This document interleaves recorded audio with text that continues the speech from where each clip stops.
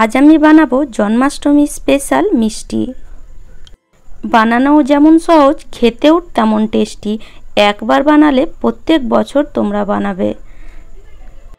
আর এই জন্মাষ্টমী স্পেশাল মিষ্টিকে বলে মাওয়া পাক, যেটা খেতে খুবই টেস্টি আর বানানো একদমই সহজ। তাহলে চলো দেরি না করে শুরু করা যাক।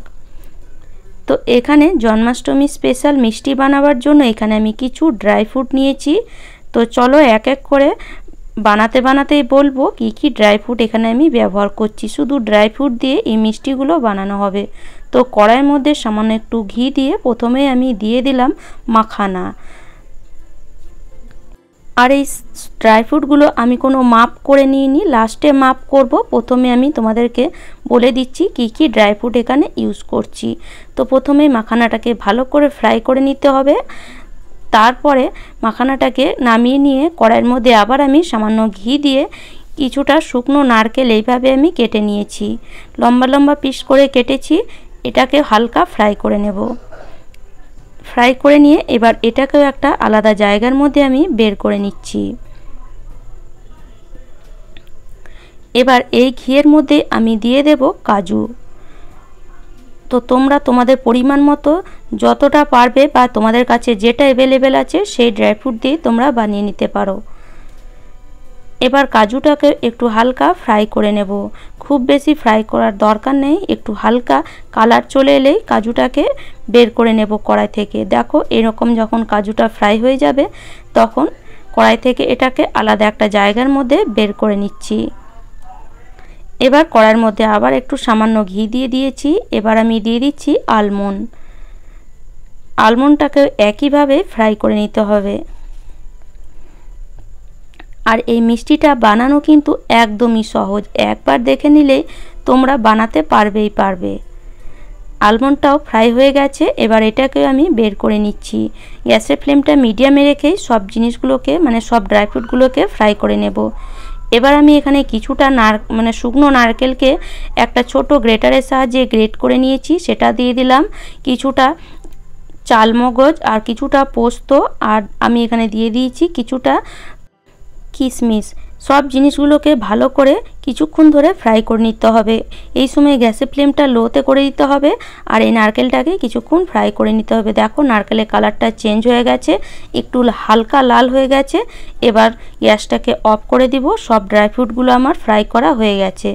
এবার একটা মিক্সি জার নিয়েছি, তার মধ্যে এই যে মাখানাটা প্রথমে আমি পেস্ট বানিয়ে নেব। তবে খুব বেশি পেস্ট করব না, একটু হালকা পেস্ট হবে, যেন খুব বেশি পেস্ট যেন না হয়। চলো তোমাদেরকে দেখিয়ে দিচ্ছি, বলে ঠিক আমি বোঝাতে পারছি না। দেখো খুব বেশি পেস্ট হয়নি, একটু হালকা কিন্তু গোটা গোটা আছে। তো এই রকম পেস্ট করে নিতে হবে। এবার এই আমি মিক্সি জারের মধ্যেই দিয়ে দিচ্ছি কাজু আর আলমন্ডটা। এটাকেও একইভাবে একটু হালকা গোটা গোটা থাকবে সেইভাবে পেস্ট করে নিতে হবে। একদম মিহিন পেস্ট কিন্তু করলে হবে না।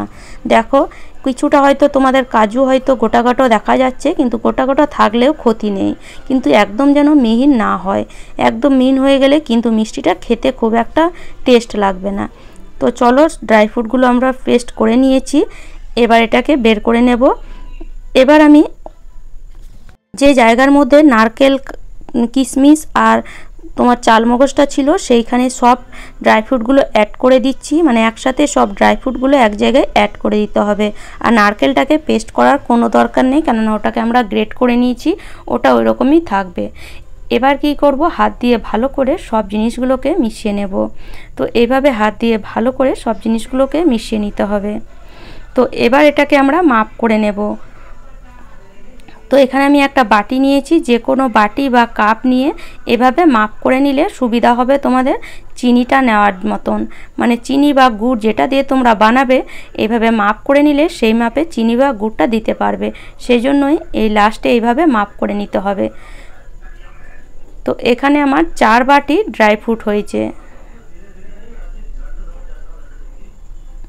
দেখো এখানে আরেক বাটি, এই যে 4 বাটি ড্রাই ফ্রুট হয়েছে। তো এবার এটাকে চলো সাইডে রেখে দিই। এবার আমরা আবার গ্যাসের মধ্যে কড়াই বসিয়ে দিয়ে ওই 4 বাটি ড্রাই ফ্রুট হিসাবে এখানে আমি 1.5 বাটি চিনি অ্যাড করছি। যদি তোমরা চাও 2 বাটিও অ্যাড করতে পারো, তবে 2 বাটি দিলে কিন্তু খুব মিষ্টি হয়ে যাবে। এটা কিন্তু খুব বেশি মিষ্টি হয়নি, মিডিয়ামে আছে। তার মতন আমি 1 বাটি থেকে একটু কম জল অ্যাড করে দিলাম, আর কিছুটা এলাচ মানে কুটে আমি দিয়ে দিয়েছি।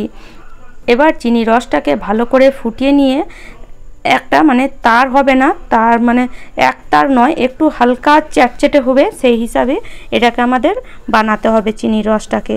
তো চলো আমি দেখিয়েও দিচ্ছি তোমাদেরকে। দেখো খুব বেশি তার হয়নি, তবে এখন আমাদের এই রসটা তৈরি হয়নি, একটু যেন তার হয় সেই হিসাবে রসটাকে তৈরি করে নিতে হবে। তো যতক্ষণ রসটা তৈরি হচ্ছে ততক্ষণ এখানে আমি একটা থালা নিয়েছি, সামান্য একটু ঘি দিয়ে নিয়েছি, আর এইভাবে পুরো থালার মধ্যে ঘিটাকে বুলিয়ে নিতে হবে। এটা কিন্তু আগেই করে নিতে হবে, কেননা যখন আমরা ড্রাই ফ্রুটগুলো রসের মধ্যে ফেলবো সময় কিন্তু খুবই কম থাকবে।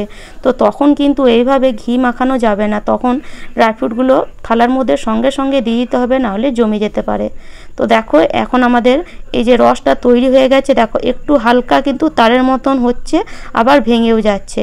ঠিক এইরকমই কিন্তু আমাদের এই যে তোমার চিনির রসটা তৈরি করতে হবে। তো চিনির রসটা তৈরি হয়ে গেছে, এবার এই যে সব ড্রাই ফ্রুটগুলো চিনির রসের মধ্যে দিয়ে দিতে হবে। এই সময় গ্যাসের ফ্লেমটা মিডিয়ামে রাখতে হবে, আর সব জিনিসগুলোকে চিনির রসের মধ্যে ভালো করে মিশিয়ে নিতে হবে। তো এটা মেশাতে খুব বেশি সময় লাগবে না, দেখবে 1 মিনিটও লাগবে না, সঙ্গে সঙ্গে ড্রাই ফ্রুটগুলো চিনির রসের মধ্যে মিশে যাবে আর একদম শুকে যাবে। দেখো তোমরা দেখতেই পাচ্ছ কত সহজে, দেখো এটা আস্তে আস্তে কিন্তু শুকে যাচ্ছে। আর এটা এক সময় দেখবে একদম চ্যাটচ্যাটে হয়ে যাবে, কড়াইতে পুরো চিনির রস বোঝা যাবে, আর মানে ড্রাই ফ্রুটগুলো দেখবে এক জায়গায় জমাটো বানতে লাগবে। দেখো তোমরা দেখে বুঝতে পারছো তো, তখন কিন্তু এটাকে নামিয়ে নিতে হবে। তো এই রকম যখন পজিশনে চলে আসবে তখন এটাকে সঙ্গে সঙ্গে যে থালার মধ্যে আমরা ঘি মাখিয়ে রেখেছিলাম সের মধ্যে ট্রান্সফার করে দেব। এবার একটা খুন্তি দিয়ে এইভাবে পুরো চারিদিকে এই যে ড্রাই ফ্রুটটাকে পুরো থালার মধ্যে বিছিয়ে দিতে হবে। খুন্তিটাকে একটু ঘি লাগিয়ে নিও, না হলে এটা চিটে যেতে পারে।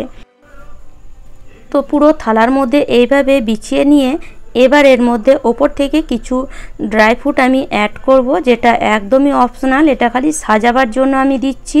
তোমরা চাইলে দিতেও পারো বা স্কিপও করতে পারো।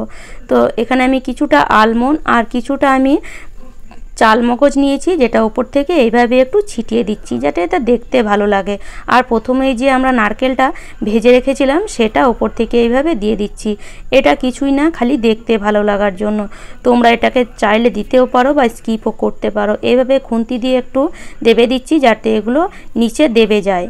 তো চলো এটাকে এবার আমরা কেটে নেব। তো কখন কাটবে, এটা যখন একটু হালকা ঠান্ডা হয়ে যাবে, খুব তাড়াতাড়ি এটা জমে যাবে, সেই জন্য একটু হালকা গরম থাকবে, সেই অবস্থাতে এটাকে কিন্তু কেটে নিতে হবে। একবারে যদি ঠান্ডা হয়ে যায় তাহলে কিন্তু কাটতে তোমাদের খুবই অসুবিধা হবে, ঠিকঠাক সাইজে কিন্তু কাটবে না। সেই জন্য হালকা একটু গরম থাকবে, সেই অবস্থায় কিন্তু এটাকে কেটে নিও। আর এই মিষ্টিটাকে আমরা চৌকোভাবে কেটে নেব। তো এইভাবে যদি একবারও না বানিয়েছো এই ড্রাই ফ্রুট দিয়ে মিষ্টি, তাহলে অবশ্যই একবার বানিয়ে দেখো। খেতে এতই টেস্টি যে একবার নয়, তোমরা এটাকে বারবার বানাবে। তোমরা চাইলে এটাকে গুড় দিয়েও বানাতে পারো। একইভাবে গুঁড়ো ওই রকমই চিনির মতন পাক করে নিতে হবে, আর একইভাবে একই রকম চিনির মতনই গুড়ের সঙ্গে মিশিয়ে দিতে হবে। দেখো এটা দেখতে কত সুন্দর লাগছে। তো যদি ভাবছো জন্মাষ্টমীতে কি বানাবে, কৃষ্ণ ভগবানকে কি প্রসাদ দেবে, তাহলে এই মিষ্টিটা অবশ্যই একবার বানিয়ে দেখো। শুনেছি কৃষ্ণ ভগবানের খুবই একটা প্রিয় মিষ্টি, আর এটাকে হিন্দিতে বলে মাওয়া পাক। জানি না এটাকে বাংলাতে কি বলে, আমিও এটাকে প্রথমবারই বানিয়েছি। তো ভাবলাম যখন বানাবো তোমাদের সাথে একটু শেয়ার করে দিই, তোমাদেরও হয়তো কাজে চলে আসতে পারে, তোমরাও হয়তো আমার দেখে তোমাদেরও বানাতে ইচ্ছা করবে। তো চলো এটাকে দেখো, দেখতেই কত সুন্দর লাগছে। এবার আমি তোমাদেরকে দেখাচ্ছি। দেখো এটা কিন্তু ভাবো না যে খুব বেশি শক্ত হয়ে যায়, একদমই শক্ত হয় না, মুখে দিলেই মিলিয়ে যাবে, একদম সফট। দেখো তোমরা হয়তো দেখে বুঝতেও পারছো। আমি এবার তোমাদেরকে এটাকে ভেঙেও দেখাবো। এটা একদমই সফট, একদমই কিন্তু শক্ত নয়, মুখে দিলেই একদম মিলিয়ে যাবে, আর টেস্ট কিন্তু খুবই সুন্দর। দেখো একদমই শক্ত নয়, কত সুন্দর এটা ভেঙে যাচ্ছে। তো আশা করি আজকের রেসিপিটি তোমাদের ভালো লেগেছে। আর আমার রেসিপি যদি তোমাদের এতটুকুও ভালো লাগে তাহলে অবশ্যই লাইক, শেয়ার অ্যান্ড সাবস্ক্রাইব করে রেখো। তাহলে চলো আজ এই পর্যন্ত।